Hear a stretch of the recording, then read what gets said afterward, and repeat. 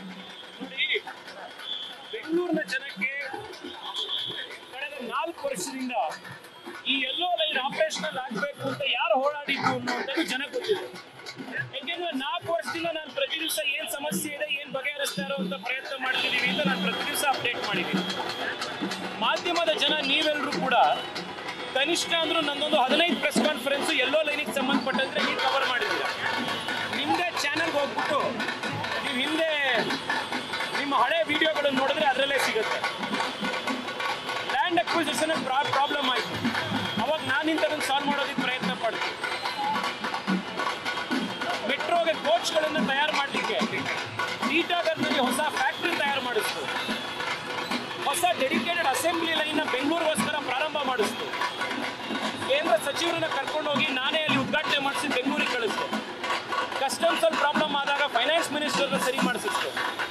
ವೀಸಾಗಳ problem ಆದಾಗ ಜೈಶಂಕರ್ ಅವರನ್ನ, ಅಮಿತ್ ಶಾ ಅವರನ್ನ ಹಿಡಿದು ಚೈನಾದಲ್ಲಿರೋ ನಮ್ಮ ಎಂಬಸಿಯನ್ನು ನಾವು ಕಾಂಟ್ಯಾಕ್ಟ್ ಮಾಡಿ ಆ ಒಂದು ಪ್ರಾಸೆಸ್ಸನ್ನು ಸ್ಮೂತ್ ಔಟ್ ಮಾಡಿದ್ವಿ. ಈ ಎಲ್ಲ ಪ್ರಕ್ರಿಯೆ ಆಗಬೇಕಾದಾಗ ಮುಖ್ಯಮಂತ್ರಿಗಳು, ಉಪಮುಖ್ಯಮಂತ್ರಿಗಳು ಎಲ್ಲಿದ್ರು?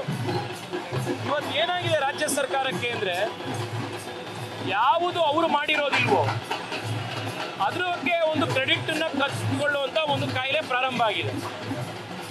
IPL ಕಪ್ ಗೆದ್ದಾಗ ನೀವೇ ನೋಡಿದ್ರಿ, ಇವರೇ ಏನು ಕ್ರಿಕೆಟ್ ಆಡಿ ಸಿಕ್ಸರ್ ಹೊಡೆದು ಹ್ಯಾಟ್ರಿಕ್ ತಗೊಂಡು ಟ್ರೋಫಿ ಗೆದ್ದವರಂತೆ ಟ್ರೋಫಿ ಹಿಡ್ಕೊಂಡು ಪೋಸ್ ಕೊಟ್ಟರು. ಆ ವಿರಾಟ್ ಕೊಹ್ಲಿನೇ ಆ ಥರ ಪೋಸ್ ಕೊಟ್ಟಿರಲಿಲ್ಲ. ಆದರೆ ಇವ್ರು ಅಷ್ಟು ದೊಡ್ಡ ಕಾರ್ಯಕ್ರಮ ಮಾಡೋದು. ಇವರ ಕ್ರೆಡಿಟ್ ಕಸಿದುಕೊಳ್ಳುವಂಥ ಗೀಳಿಗೆ 11 ಜನ ಬೆಂಗಳೂರಿನ ಅಮಾಯಕರು ಸಾವಾಯಿತು. ಇವತ್ತು ಕೂಡ ಮಾನ್ಯ ಪ್ರಧಾನಮಂತ್ರಿಗಳು ಬರ್ತಾ ಇರೋದಕ್ಕಿಂತ ಮುಂಚೆ 2 ದಿನ ಮುಂಚೆ ಬಂದ್ಬಿಟ್ಟು ಯೆಲ್ಲೋ ಲೈನಲ್ಲಿ ರೌಂಡ್ ಹೊಡೆದ್ಬಿಟ್ಟು ಇದನ್ನು ನಾವೇ ಮಾಡಿದ್ದು ಅನ್ನುವಂಥ ಏನು ರಾಜ್ಯ ಸರ್ಕಾರದ ಪ್ರಯತ್ನ ಇದೆ. ಜನಕ್ಕೆ ಯಾರೇನು ಮಾಡಿದ್ದಾರೆ ಅನ್ನೋದು ಗೊತ್ತಿದೆ.